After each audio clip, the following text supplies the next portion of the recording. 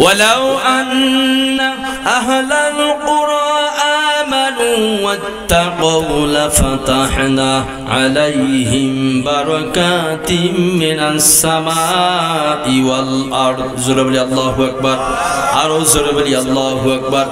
সম্মানিত আল্লাহর বান্দা, আল্লাহ পাক রব্বুল আমিন বলেন, আমার জমিনে আমার দিন যখন বাস্তবায়ন হয়ে যাবে, আমার দিন যখন বাস্তবায়ন হয়ে যাবে, আল্লাহ পাক রব্বুল আলামিন বলেন, যদি কোন দেশের মানুষেরা আমার দিন মানতে পারে, আমার বিধান মানতে পারে, আমার আইন মানতে পারে, লাফাতাহনা আলাইহিম বারাকাতিম মিনাস সামাই ওয়াল আরদ, আসমান এবং জমিনের সমস্ত রহমতের দরজাগুলো আমি আল্লাহ পাক রব্বুল আলামিন তাদের জন্য খুলে দিয়ে দিব। জোরে বলি আল্লাহু আকবার, আরো জোরে বলি আল্লাহু আকবার। আল্লাহ পাক শর্ত দিয়েছেন, আল্লাহর বিধান মানতে হবে। কার বিধান? জোরে বলেন কার বিধান? বাংলার জমিনে আল্লাহর বিধান তো নেই, ব্রিটিশরা যে আইন করে দিয়েছে সেই আইন আজও পর্যন্ত আছে না নাই? জোরে বলেন আছে না নাই?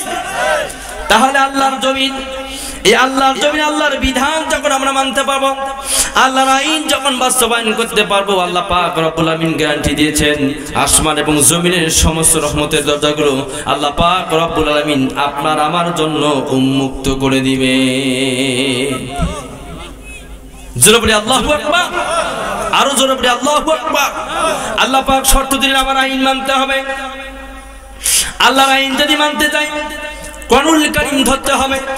আর কোরআনুল কারীম যদি ধরতে পারি, কোরআনুল কারীম যদি পড়তে পারি, কোরআনুল কারীম যদি মানতে পারি, আল্লাহ পাক রব্বুল আলামিন বলেন, ওয়ানুনাজ্জিলু মিনাল কুরআনি মা হুয়া শিফাউন ওয়া রাহমাতুল লিল মুমিনিন ওয়া লা ইয়াজিদুল যালিমিনা ইল্লা খাসারা। জোরে বলি আল্লাহু আকবার, আরো জোরে বলি আল্লাহু আকবার। আল্লাহ পাক রব্বুল আলামিন বলেন, যে বিধান আমি নাজিল করে দিয়েছি, যে কোরআন নাজিল করে দিয়েছি, এই কোরআন সব সমস্যার সমাধান দিতে পারে। আল কোরআন, কথা বলেন ঠিক কিনা? দুনিয়াতে এমন কোন বিধান নেই, এমন কোন সমস্যা নেই যে রান্নাঘর থেকে শুরু করে আন্তর্জাতিক জীবন পর্যন্ত আল্লাহ পাক রব্বুল আলামিন সব সমস্যার সমাধান হিসেবে এই কোরআনুল কারীম নাজিল করে দিয়েছেন। কথা বলেন ঠিক কিনা? আপনার কি দরকার? আপনি কি দরকার এই বিষয়ে কোরআনের ভিতরে আছেন। কোরআন যখন আপনি বুঝতে পারবেন, কোরআন যখন মানতে পারবেন, আল্লাহ পাক রব্বুল আলামিন কোরআনটাকে এমন একটা সহজ করে দিয়েছেন, আপনি হুবাহু সুন্দর করে তেলাওয়াত করে, সুন্দর করে তার অর্থ সুন্দর করে পড়তে পারবেন। কথা বলেন ঠিক কিনা? জোরে বলেন ঠিক কিনা? আল্লাহ পাক বলেন, সকল সমস্যার সমাধান দিতে পারে। আরো জোরে বলতে হবে, সব সমস্যার সমাধান দিতে পারে। আরো জোরে, সব সমস্যার সমাধান দিতে পারে আল কোরআন। এমন কোনো বিধান নেই, এমন কোনো বিষয় নেই, রান্নাঘর থেকে শুরু করে আন্তর্জাতিক জীবন পর্যন্ত কিভাবে দেশ চলবে, কিভাবে মাদ্রাসা চলবে, কিভাবে মসজিদ চলবে, কিভাবে তাফসীর কোরআনুল মাহফিল চলবে, কিভাবে আপনার পরিবার চলবে, আল্লাহ পাক রব্বুল আলামিন সবকিছু কোরআনের ভিতরে রেকর্ড করে দিয়েছেন। আল্লাহ পাক রব্বুল আলামিন তিবিয়ানাল লিকুল্লি শাই। আল্লাহু আকবার, জোরে বলে আল্লাহু আকবার। আল্লাহ পাক বলেন, এমন কোন বিধান নেই যার খোলাখুলি ওয়াজ আমি আল্লাহ পাক করি নাই, আর খোলাখুলি বর্ণনা আমি আল্লাহ পাক রব্বুল আলামিন করি নাই। তার মানে রান্নাঘর থেকে শুরু করে আন্তর্জাতিক জীবন পর্যন্ত কিভাবে চলবে, আল্লাহ পাক রব্বুল আলামিন সবকিছু কোরআনের ভিতরে দিয়ে দিয়েছেন। বলি আল্লাহু আকবার। আপনাদের বিশ্বাস হয় না? কোরআনের কাছে আসেন, আত্মসমর্পণ করেন, দেখবেন সমস্ত বিধান এই কোরআনে আছে। কথা বলেন না কেন? আছে না নাই? সমস্ত বিধান আছে, শুধু একটা জিনিস নেই, সেটা কোনটা? মিথ্যা। কি নেই? মিথ্যা নেই। আল্লাহ পাক শুরুতে বলেছেন, যালিকাল কিতাবু লা রাইবা ফি। এটা এমন একটি কিতাব, এই কিতাবের ভিতরে কোনো সন্দেহ, ভুল তো দূরের কথা, সন্দেহ পর্যন্ত নেই। যদি কেউ সন্দেহ করে তার ঈমান থাকবে না।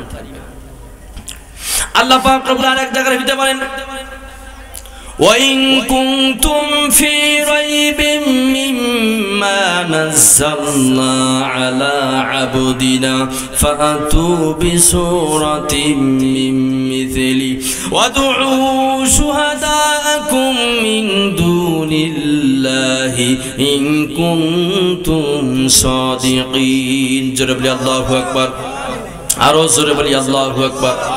সম্মানিত আল্লাহর বান্দাগণ, আল্লাহ পাক যখন এই কোরআনুল কারীম আপনার আমার কলিজার টুকরা নবীর উপরে নাজিল করে দিলেন, সঙ্গে সঙ্গে এই কোরআন তখন নবী করিম সাল্লাল্লাহু আলাইহি ওয়াসাল্লাম তেলাওয়াত করলেন কাবা শরীফের ভিতরে। কোথায়? কাবা শরীফের যখন তেলাওয়াত করা শুরু করলেন, হঠাৎ করে এই তেলাওয়াত আবু জাহেলের কানের ভিতরে পৌঁছে গেল। এই তেলাওয়াত যখন আবু জাহেলের কানের ভিতরে পৌঁছে গেল, মুহাম্মদ সাল্লাল্লাহু আলাইহি ওয়াসাল্লামের সুন্দর কণ্ঠ যখন কোরআনুল কারীম তেলাওয়াত করেন, আবু জাহেল আর সামনে আগাতে পারল না, ওই জায়গার ভিতরে ব্রেক হয়ে গেলেন। বলি আল্লাহু আকবার। ওই জায়গার ভিতরে ব্রেক হয়ে গেলেন। আবু জাহেল চিন্তা করেন, আহারে কি সুন্দর তেলাওয়াত, কি সুন্দর মধুর বাণী, কি সুন্দর কণ্ঠে যখন তেলাওয়াত করতেছে। আবু জাহেল কোন রকম যখন ছাড়তে পারলেন না, ওই জায়গায় দাঁড়িয়ে গেলেন। হঠাৎ করে তখন তার ছেলেগুলোর সামনে এসে বলল, কি ব্যাপার নেতাজি, আপনি এখানে কেন? এই নেতা আপনি এখানে কেন? মুহাম্মদ সাল্লাল্লাহু আলাইহি ওয়াসাল্লাম কাবা শরীফের ভিতরে কোরআনুল কারীম তেলাওয়াত করে আর আপনি এখানে দাঁড়িয়ে দাঁড়িয়ে শুনতেছেন। আমরা যখন কোরআনুল কারীম শুনতে আসি তখন আপনি আমাদেরকে মারেন, বাধা দেন, হুমকি দেন। কথা বলেন, জোরে বলেন ঠিক কি না? আজও যখন এই বাংলার জমিনে এরকম তাফসীরের আয়োজন করে, কোরআনের মাহফিলের যখন আয়োজন করে, কিছু সংখ্যক মানুষ ওই জায়গার ভিতরে বাধা দিয়ে দেয়, হট্টগোল সৃষ্টি করে। কথা বলেন ঠিক কি না? আছে না নাই? আপনাদের এদিকে মনে হয় না, আমার রংপুরে আছে। যখন আপনি মাহফিল আয়োজন করবেন, দেখবেন নেতার গুতে গুতিতে মাহফিল আর করা যায় না। এ বলে আমার নাম তুই বিশেষ অতিথি দিয়েছে, প্রধান অতিথি দিতে পারো না। কথা বলেন না? এ বলে আমি হব সভাপতি, আর আমাকে সভাপতি না করে তুমি কাকে করছো? তোমার মাহফিল বন্ধ। কথা বলেন না? জোরে বলেন ঠিক কি না? সম্মানিত আল্লাহর বান্দা, আল্লাহ পাক রব্বুল আলামিন এরকম আবু জাহেল ছিলেন। আবু জাহেল যখন মুহাম্মদ সাল্লাল্লাহু আলাইহি ওয়াসাল্লামের কণ্ঠ থেকে কোরআনুল কারীম যখন তিলাওয়াত শুনলেন, সে আর নিজেকে রাখতে পারতেছেন না। যখন তার সামসারা আবু লাহাব উতবা সাহেব যখন কোরআনুল কারীম তিলাওয়াত শুনতে গেলেন, ওরা যখন শুনতে যায় আবু জাহেল তখন বাধা দেয়, আর ও যখন শুনে মনটা ভরে যায়। বলে আল্লাহু আকবার। কারণ এটা এমন বাণী, প্রতি ওয়াক্তই আপনারা আলহামদুলিল্লাহি রাব্বিল আলামিন নামাজের ভিতরে তেলাওয়াত করেন। কোনদিন কোন মানুষ বলতে পারেননি যে না এটা আর ভালো লাগতেছে না, নতুন কোন সূরা পড়ি। বলেছেন এটা? বলেছেন? জোরে বলেন, বলেছেন? কোন মানুষ বলতে পারেনি, কারণ এটা এমন একটা কিতাব, যতই পড়ি ততই মজা লাগে, যতই পড়ি ততই মজা লাগে। বলি আল্লাহু আকবার। জোরে বলি আল্লাহু আকবার। কথা বলেন ঠিক কি না? সম্মানিত আল্লাহর বান্দাগণ, আবু জাহেল যখন গভীর রাতে যখন মুহাম্মদ সাল্লাল্লাহু আলাইহি ওয়াসাল্লামের কোরআনুল কারীম তেলাওয়াত শুনতে আসে, যখন ফজরের আযান হয়ে যায়, মুয়াজ্জিন যখন আযান দেয়, আল্লাহু আকবার, আল্লাহু আকবার, আল্লাহু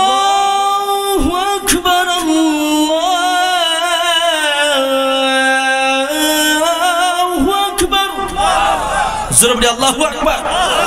মুয়াজ্জিন যখন সুন্দর কণ্ঠে যখন আযান দিয়ে দেয়, তখন আবু জাহেল চিন্তা করে, আহারে কি হয়ে গেল, মনে হয় আমাকে মানুষরা দেখে ফেলতেছে। আবু জাহেল যখন টেনশনে পড়ে যায়, হঠাৎ করে দৌড়িয়ে তার গন্তব্যস্থলে সুন্দর করে পৌঁছে যায়। এরকম করে একদিন, দুই দিন, তিন দিন নয়, পরের দিন যখন তারা এসেছে, হঠাৎ করে দেখে মুহাম্মদ সাল্লাল্লাহু আলাইহি ওয়াসাল্লাম কোরআনুল কারীম তেলাওয়াত করতেছে। আবু লাহাব এক জায়গায়, উতবা এক জায়গায়, সাহাবা এক জায়গায়, চার কোণায় চারজন দাঁড়িয়ে গেছে। মুহাম্মদ সাল্লাল্লাহু আলাইহি ওয়াসাল্লামের কণ্ঠ দেখে যখন কোরআনুল কারীম সুন্দর তেলাওয়াত যখন শুনতেছে, এক পর্যায়ে শুনতে শুনতে ফজর আযান যখন হয়ে যায়, তারা যে বাসায় চলে যাবে এরকম তাদের খেয়ালও থাকে না। বলে আল্লাহু আকবার। এই খেলা কার? জোরে বলেন কার?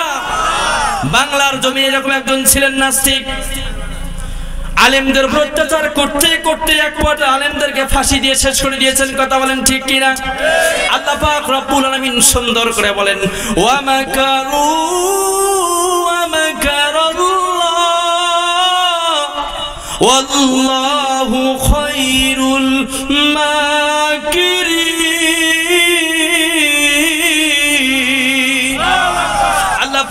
রব্বুল আলামিন ডাক দিয়ে বলেন বান্দারে তোমরা যতই কলা কৌশল করো না কেন সমস্ত কলা কৌশল মূল আমি আল্লাহ। বলে আল্লাহু আকবার, জোরে বলে আল্লাহু আকবার।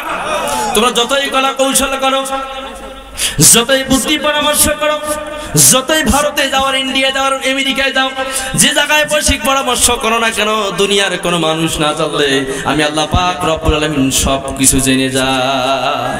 জোরে বলে আল্লাহু আকবার।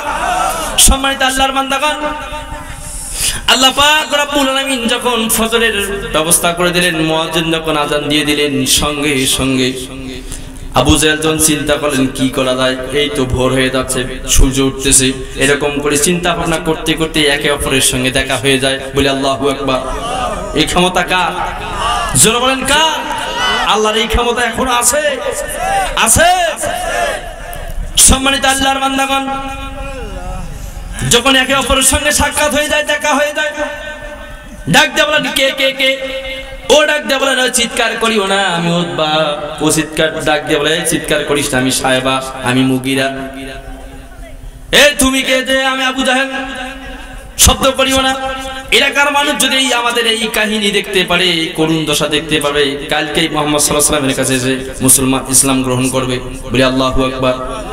সম্মানিত আল্লাহর বান্দাগণ, হঠাৎ করে ডাক দিয়ে বলেন হে আবু জাহেল, হে আমাদের লিডার, আপনি নিজেই নিষেধ করেন, আপনি কেন কোরআনুল কারীম শোনার জন্য আসেন? কথা বলেন ঠিক কি না? অনেক মানুষ কোরআনুল কারীম পছন্দ করে না, কোরআনের তাফসীর পছন্দ করে না, ওয়াজ মাহফিল পছন্দ করে না, কিন্তু দেখবেন ওই সমস্ত মানুষের মোবাইলে সুন্দর সুন্দর তেলাওয়াত ভাসে। বলি আল্লাহু আকবার।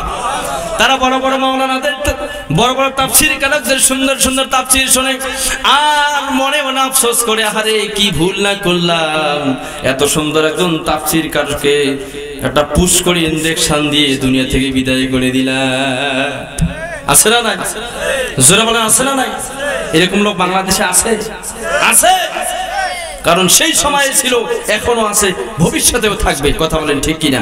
আল্লাহ পাক রব্বুল আলামিন এই কথাগুলো রেকর্ড করে দিয়েছেন। আল্লাহ পাক বলেন وقال الذين كفروا لا تسمعوا لهذا القرآن والغوا فيه لعلكم تغلبون। জোরে বলি আল্লাহু আকবার। আরো জোরে বলি আল্লাহু আকবার। আল্লাহ পাক রব্বুল আলামিন সুন্দর করে রেকর্ডটা করে দিলেন কোরআনুল কারীমের ভিতরে। আবু জাহেল লাগতে বলেন হে উতবা, হে সাহেবা, হে মুগিরা, কালকে আজকে থেকে অর্ডার করে দিলাম এই মুহাম্মাদের কোরআন আর শোনা যাবে না। কারণ আমরা নেতারাই যদি মুহাম্মাদের তেলাওয়াত শুনি, মুহাম্মাদের মুখ থেকে সুন্দর বাণী শুনি, কালকেই দলে দলে মুহাম্মাদের দরবারে মানুষেরা চলে যাবে।